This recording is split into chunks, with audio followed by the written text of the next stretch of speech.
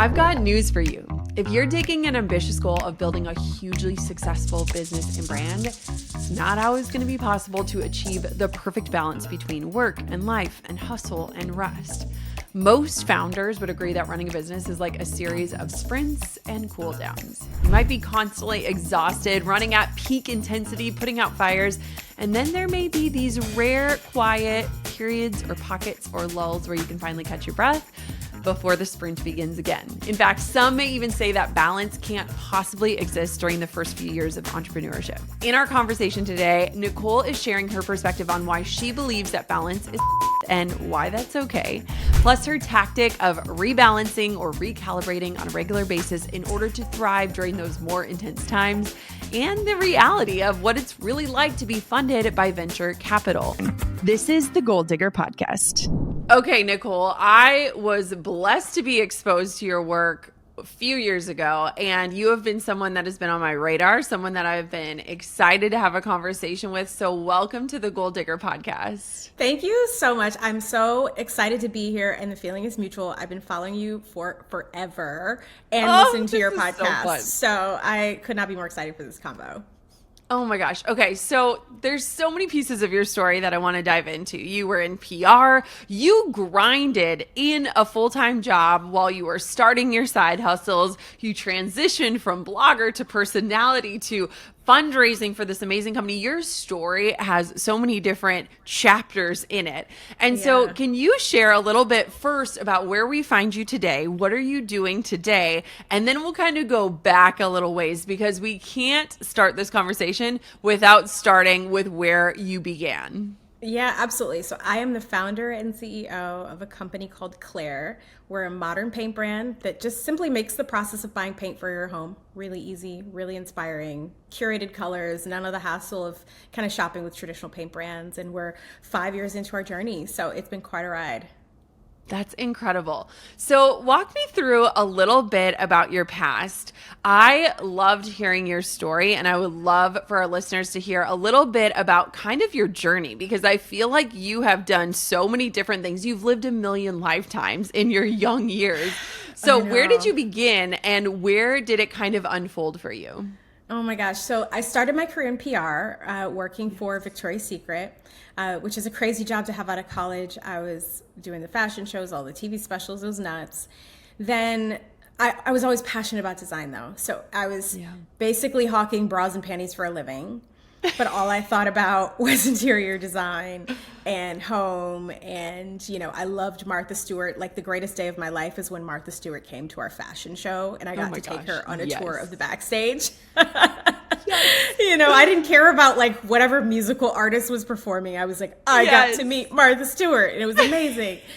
So that was kind of the, you know, what I was inspired by. And I felt very odd compared to my peers, because everyone was so into fashion and beauty. And I was like, I want to be the next Martha Stewart. So while in that day job, I started side hustling in 2008. So it was the Great Recession, or the last Great Recession. We're kind of in a weird space now, but it was like pretty bad in 2008, 2009. The literal banking system collapsed. It was a lot of fear and anxiety. People were losing their jobs. It was crazy. So I knew that I wasn't going to quit my day job, but I started a side hustle design business. I also started my decorating blog at the same time and loved it. I had immediately felt like I found my calling.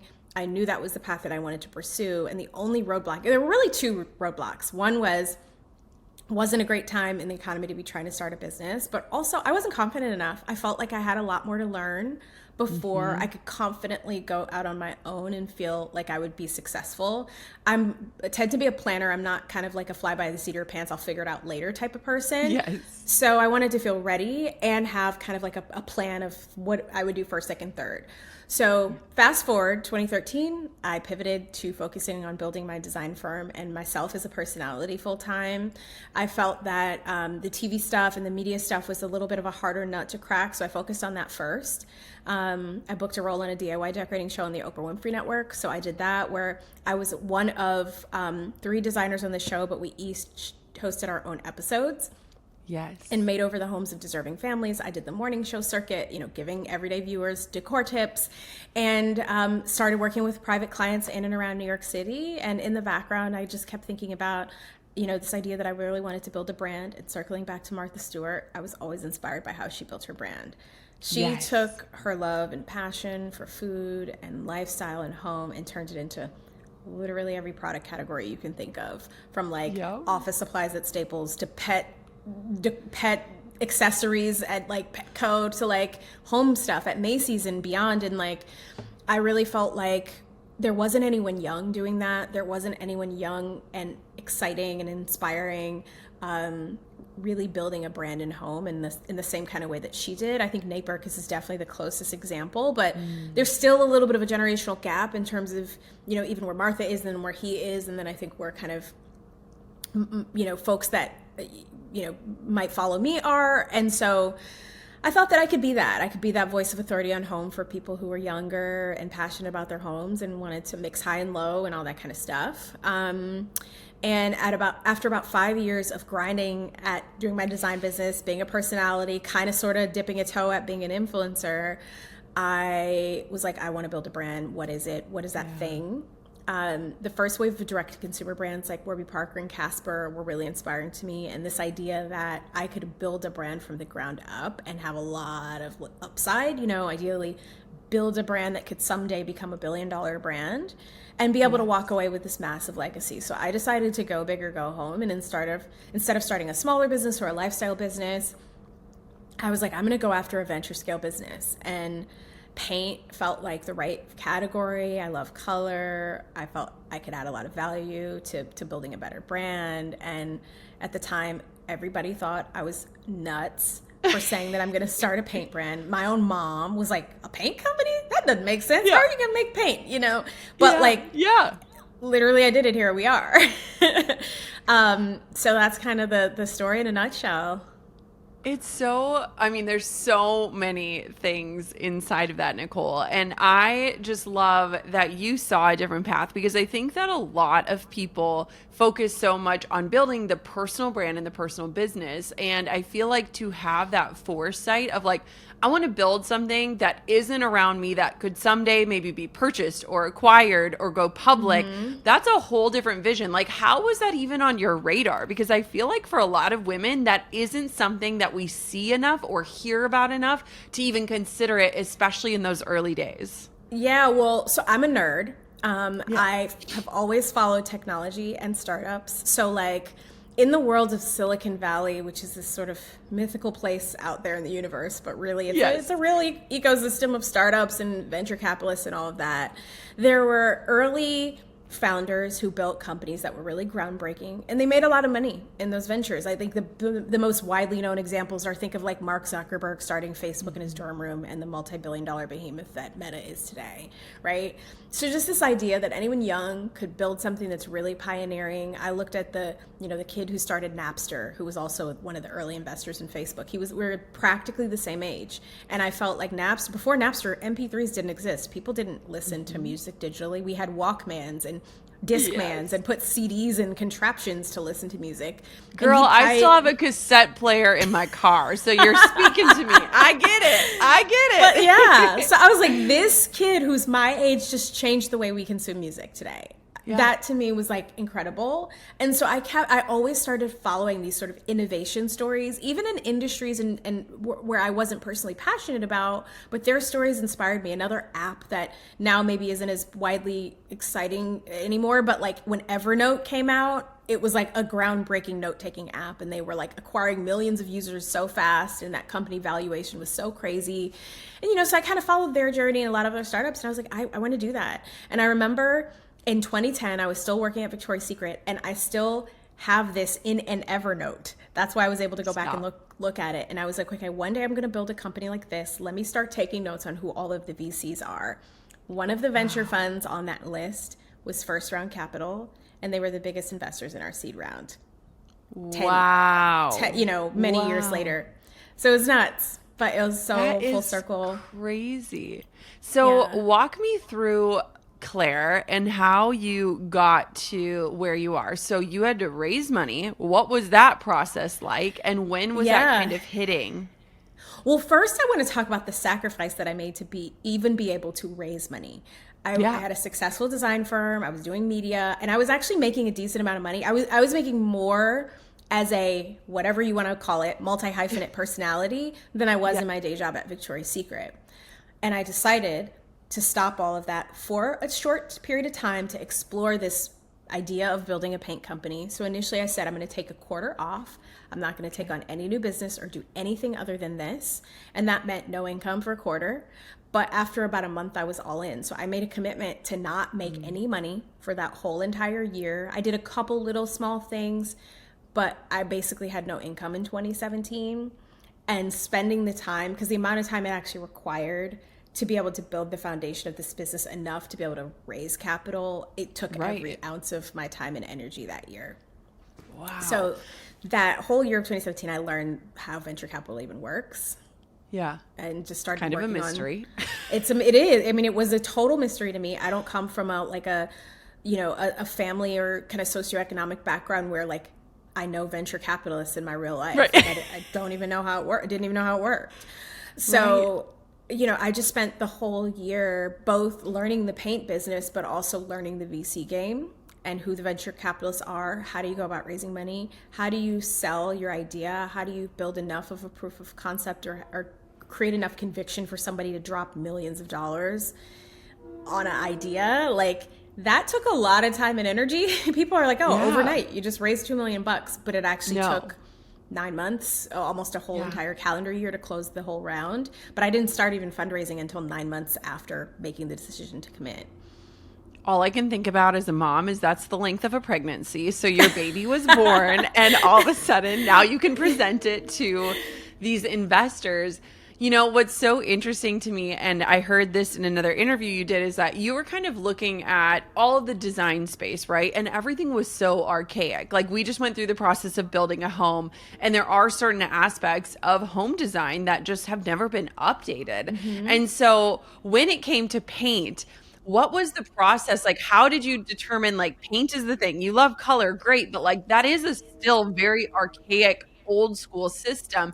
And so how did you figure out that like there could be a different way for doing that? Because I think that what's so interesting about entrepreneurship is a lot of times we see this problem, but we're not quick to qualify ourselves as the solution. And you did that when it came to paint. Yeah. And I think it was kind of audacious because looking back on it, I'm like, who did I think I am or was? To be able to actually do this, And I think you have to have that blind faith and optimism as a founder. Otherwise, you'll never do it because there's going to be a million people and a million reasons why it won't work. But you got to have conviction. But I think what it was is I thought about everything. I thought about so many different categories. And my first step was always doing a little bit of diligence on the market. What are the brands in this space? Where are they sold? How much are they? What is the size of how much paint is sold in the U.S.? What's the market opportunity in terms of like billions of dollars, right? Right. And so when I started studying the paint industry, and I also studied a lot of the startups too that like were seemingly successful at their start. So like the Warby Parkers and Caspers, and just kind of how they tackled their industry. So I kind of just took a lot of that thinking and I applied it to how I diligenced the paint market. And so the first thing was like, how big is the market opportunity? Okay, it's a $155 billion global industry. In the US, it's like, a lot. I think at the time it's grown, the market's grown, but at least 50, 60 billion here in the US. And so I'm like, even if we took a sliver of that, we could have a massive business. So that's kind of where I started. And then it's like, okay, who are the brands? And then when I looked at it, it was like, okay, Sherwin-Williams, okay, they're a 150-year-old company, like literally started in the 1800s. Benjamin Moore, okay, yep, another 100-plus-year-old company. I realized these companies were all 100-plus years old, started in the 1800s. No innovation, very old school. You talked about the process of designing your new home. The home improvement industry in general is so behind the times. So to anyone out there who wants to try to think of a big business idea, figure out something else in home improvement to solve because it's all archaic. And I think when I realized that the brands who are in the space are so out of touch and maybe beholden to one way of doing things that it would be very difficult for them to step outside that box and innovate. I felt that I could build something that could be of value to one of those companies someday. Wow. And that's how I thought about it. Cool. I love that. And I love that you looked at it and you didn't say, well, this is just the way it is. but you're like, there's a different way it could be, which I think is so powerful. Yeah. And I really thought about the outcome. It's like, okay, because I'm an entrepreneur at heart. I didn't build a business to run it forever. I built a business to hopefully sell it and create a legacy and have it hopefully live forever. And so I thought a lot about like, who would be the type of company that would buy a company like this? And when I realized there probably was a market for it, for the company, to buy the company someday, I'm like, you know, billion dollar companies with billions of dollars of cash, you know, sitting in their balance sheet, like, sell this company someday. You know? I love that. One thing I'm curious about, because I have watched people in that startup world, and we reference Silicon Valley and that world, is that there is one really prevalent theme for people working in that world. And that theme is burnout, right? It is a common challenge for all entrepreneurs. Pretty much anyone listening to this that has tried to start something has likely experienced some semblance of burnout, whether in their business or their life. Can you tell me about what that's been like? Because what you're sharing and the success you've had and the ability to raise funds and the ability to persevere and really pave an entirely new path in an industry that has been around for over 100 years like this probably didn't come without a sliver of burnout on the side. Can you talk to me a little bit about that? Yeah, and I have experience running a different type of business too, and I thought I was busy then, and I thought I was kind of, I look back and I'm like, that was the most luxurious life I could ever want. Right. That's probably how I feel with having kids now. Like, what did I do with all my time? What did I do? But I get it. I had so much more freedom and flexibility, and I think the difference was I wasn't accountable to anyone else but myself. And what people don't realize, because you're right, you see people on Instagram, and this girl boss raised bajillions of dollars. What you don't realize is all the strings that come attached with that. So what people don't know is when you raise capital, venture funds are set up with the structure that they're expecting a certain return at a certain time horizon. And in order to continue raising capital, you have to hit a milestone within a really finite amount of time, and usually it's about 2 years. So you have, if you want to continue raising venture to get to the size where you believe you can sell your company someday, you have to bust your ass to hit every single milestone, or else you won't be able to raise any more capital and your company's at risk. There's been tons of businesses that have had to shut down completely and cease to exist because they weren't able to execute. They couldn't operate, or whatever the reasons are, and they can't keep raising money. So you're operating at this ridiculous pace to try to hit a milestone so that you can raise more money. And sometimes I think that cycle isn't good for a lot of businesses, but the pace that requires absolutely leads to burnout. You are just going. And sometimes, like, you hear about startups like Warby Parker, where they grow so fast and they hire 100 people in their first 6 months or whatever, and great, good for them. That was not our reality. We were 4 people for 3 years, the whole company. Wow. We used consultants and agencies and freelancers, but we were a tiny team and a tiny operation trying to do this big, audacious, thing and pioneering this whole new business. And when you're trying to do that much with such a small team, that means I'm not eating, I'm not sleeping, I'm not, there is no balance, So I look at burnout, particularly when you commit to doing a company like this. It's part of the process and part of the journey. It isn't healthy. But as long as that burnout doesn't last forever, and again, this might not be the healthiest attitude, but my attitude has been you find ways to cope and you ride it out. It's just like any other, that's why they call it a roller coaster. There's highs, there's lows. Usually the burnout happens during the lows. When the highs are high, everything's awesome. And when things get really hard and there's a million fires to put out and challenges to solve, that's the kind of stuff that leads to burnout more than anything. And you just have to know that, like any other thing in the world, it's cyclical. It's not going to last forever. Whether it's grief, the stock market, whatever. All in cycles. It's all a cycle, and so that's how I've approached it. And I have to prioritize all the time. It's kind of like the one thing that I've held on to, I think it was Randy Zuckerberg, Mark Zuckerberg's sister, who was like, if you're kind of trying to build a business, there's like 5 things that you can prioritize. It's like work, family, sleep, fitness, and friends. But you can never have all of them. You usually can only prioritize 3, like just in terms of the hours of the day. So I had to choose to let things go, which means fitness sort of kind of got deprioritized on my list. Not great, but here we are. So I, to a degree, sacrificed a little bit of health and fitness. Not healthy, but you make choices. What I did prioritize over that, though, is sleep. That was more important to me than going to the gym every day. And, obviously work was a top priority. And then a lot of friendships kind of suffered. I'm in a process now, 5 years into my journey of trying to just get back in touch and resync with people. But I think it's just having to be okay with not being able to prioritize everything and do everything perfectly, but giving your all to the things that really are going to add the most value to your life in that moment. And for me, when I started this company, it was getting enough sleep. It was getting this company going. And I think to a degree I really prioritized family. I moved during the pandemic, but I was still in New York City. I had nieces and nephews nearby, and spending time with them was really important to me. So that's what I chose to prioritize.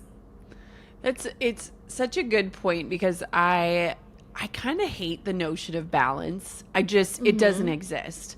And I always, whenever people would bring up that word balance, it just never sat right with me, because I'm like, I can't even think of a time in my life where I was like, everything is in balance. Like, it just doesn't happen. And it's so interesting, because I studied the origin of the word, and it was like, balance is like meant to be a moment, not maintained, is how I interpreted it. And I think what's so interesting is, like, we don't really ask men in business, like, how's your balance? Like, we don't, how are you prioritizing each aspect of what you are expected to do societally? What does it look like for you today? Because one thing that I love that you said, Nicole, is that, like, everything is cyclical. So as you're sitting down today doing this interview, what part of the cycle are you on as an entrepreneur, and what does that look and feel like? Oh, I am in a grind right now. I am juggling so many things that all feel like, not life or death. It's a terrible analogy, but like kind of like life or death importance in the grand scheme of this company. And everyone needs so much time and attention. And I know that there's just not enough time and attention to give to all of these things. And so just trying to figure out how to get it all done. So I am in a scrambled, not as clear-headed space right now, because I just have too much on my plate. But the things that have helped me is, like, because you're right, I think the concept of balance is BS. Mm-hmm. But if I can have little mini escapes to reset, sometimes that's all I need. So taking 3 days off to tell my team, do not talk to me. I'm going to be over here. I might just be at home sitting on my couch, but don't bother me. Don't Slack me. I need a minute. Or, whatever it is. The other thing that has really done worlds for my mental health, again, it feels so nerdy, but I played golf in high school. Okay. But I started back playing golf during the pandemic, and then during the pandemic, I moved to Connecticut. So I'm in the suburbs, where it's 10x easier to play golf than in Manhattan. Yes. And I have tried my best when it's not the dead of winter to play golf once every single weekend. And those 3 or 4 hours, I'm not thinking about work. I'm not thinking about problems. I'm not thinking about, the stress. I am in a beautiful park setting, because golf courses are, secret, but like some of the most beautiful places to go to just like walk around. They're gorgeous. Mm-hmm. And all I'm focused on is getting that stupid little ball in the stupid little hole. And it's fun. Yes. And it takes me away from all the problems for a little blip in time. And it helps me refocus, recharge. Also, being in Connecticut, I live near the beach. So something as simple as going to the beach for 30 minutes with my clothes on, sitting in a chair looking at the water, really helps work wonders. So it's just little things like that, just kind of taking a moment to turn my brain off once a week. Sometimes is all I need. It's, I hopefully this cycle is going to end soon, but that's where I am now. I just need a little bit of an escape to turn it off. Yeah. I appreciate your honesty, because I feel like it's so easy to be like, everything's great, everything's fine.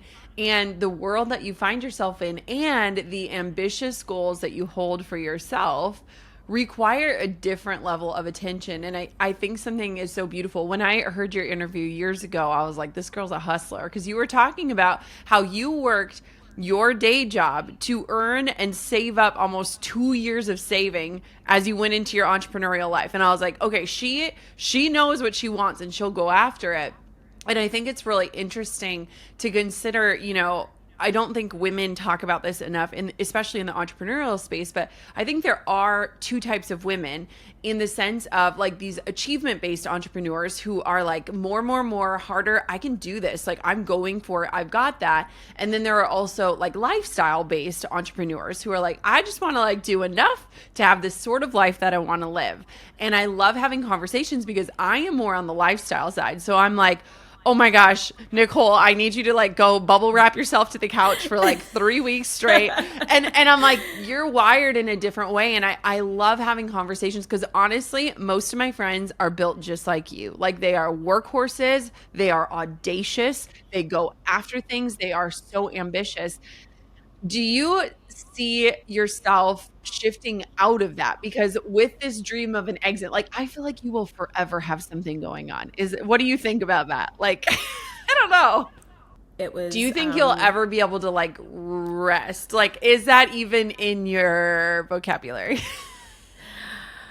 I think so. Yeah, this pace isn't sustainable. It really isn't. And I almost feel guilty for being so transparent because I don't know if the way that I operate is always the healthiest for the average person, but I know that it isn't forever. And my goal in working this hard short term is to set myself up to live a long leisurely life for hopefully more than the second half of my life, right? Like I would love to have a much earlier exit from the working world and do the things that just feel good to me and not have to worry as much about money and just all that kind of stuff. And so my hope is that this hard work and effort pays off and that it's short term and temporary and that hopefully in a few years time I'll have set myself up really well to be able to live the kind of lifestyle that I dream of in the near future. So Ooh, I love that. And I appreciate your level of honesty because I think that the startup world is often glamorized, but you don't actually see what's happening behind the scenes and those milestones and those goals and, the investor calls and all of those things. Like there are so many layers to that. And I just love that you are not only audacious enough to go after it, but you have that vision. Have you always been a visionary? Because I feel like even when I heard you before, you were like, I knew that I wanted to build a business that was bigger than I was. Like have you always been someone that's just had these really big visions for yourself? I think so. I don't know where it comes from, but I've always had this belief that I could do anything. I've always been a dreamer. I've always been an ideas person.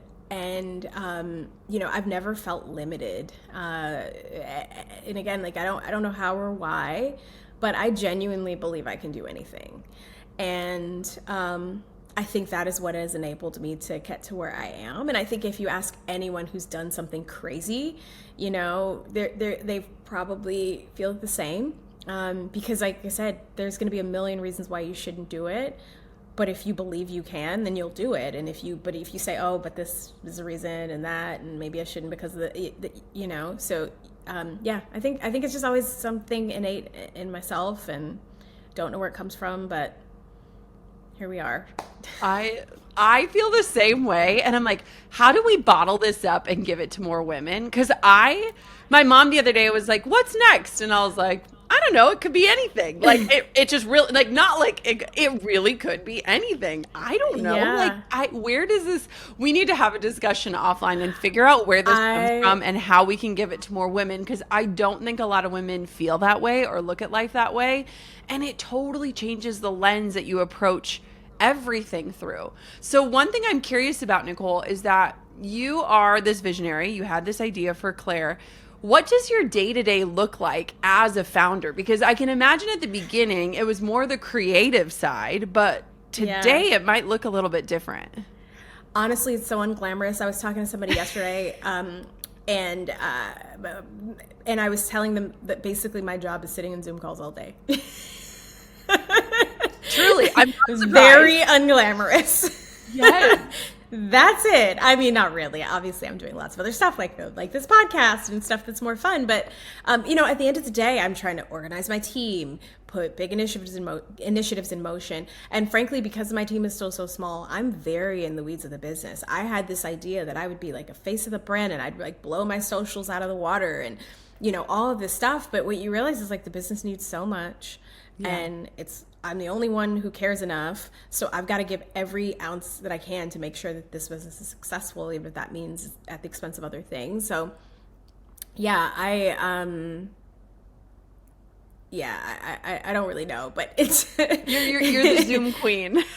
It's nonstop, but yeah, it's every day for the most part, especially since the pandemic. I mean, you know, I used to do a lot more social activities and stuff like that, but it's just, yeah, I mean, I'm working on spreadsheets, I'm organizing projects, I'm talking to investors and, you know, working on new business initiatives with new vendors. It's just a lot of organizing things. It sounds so unsexy, but that's kind of what I'm doing all day. Organizing, project managing, leading, you know, trying to get everyone aligned around the goals and make sure everybody can kind of march toward the results that we're trying to achieve and stuff like that. So it's I wish I could say like, oh, you know, those like day in the lives where it's like at 6 a.m. I wake up, I meditate, I have my like latte and my avocado toast. Like that's not my life. Like most days I'm like lucky if I could freaking make a cup of coffee. I will be eating lunch at like 3:00, you know, Same.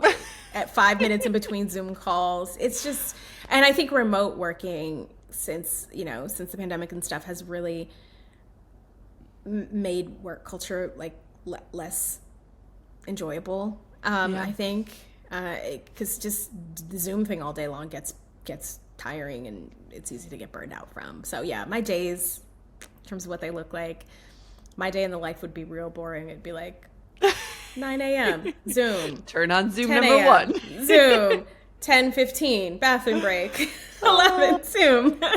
I know. I feel like you actually have to put bathroom breaks into your calendar.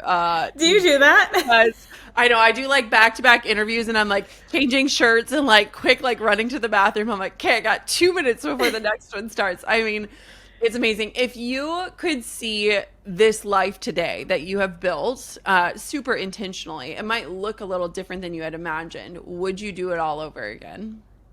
I would. You know, there's so many things that I don't feel like I have in life. It's funny because people look at me and they're like, oh, you've done all these amazing things and you're so successful. It's like, I don't have a family. There's a lot of things I still want to achieve.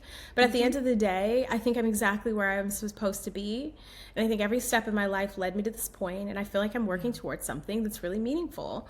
And that's important to me, just as important as all the other things that I believe I will achieve in life, maybe just a little later than I'd anticipated. But yeah, I think I'm right where I'm intended to be. I love that. What inspires you? Like, where do you get your inspiration? So we know the golf course is one place, which, by the way, I love that tip. I feel like if anyone is listening to either like invite your inner child back into your life, whether it's through like a past hobby that you used to love or like something that you've wanted to explore. During the pandemic, we started biking again. And as you were talking, I was like, I'm going to try to go on a bike ride today. Like just these little things that like kind of bring you back home to yourself in a way and also ground you in a different way. And so I love that. Yeah. Where else do you find your inspiration? Do you read? I know you love magazines. Like talk to me about that. Yeah, I think I love design. I'm still a design nerd, and I call it decor porn, but I love looking at like, interior portfolios and interior stuff on Instagram and, you know, all that. So that stuff really inspires me.